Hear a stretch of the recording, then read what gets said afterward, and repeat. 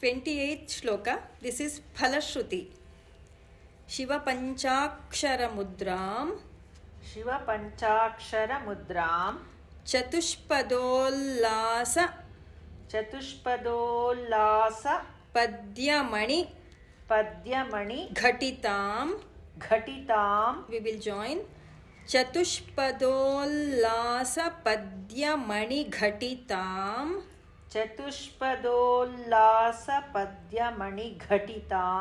Nakshatra Malikamiha Dadhadupakantham Naro Bhavet Somaha. With tune. Shiva Panchakshara Mudram Chatushpadollasa Padyamani Ghatitam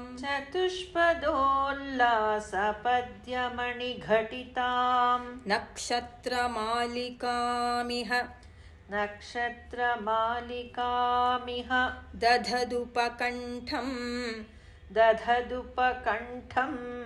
Naro Bhavet Somaha. Full shloka.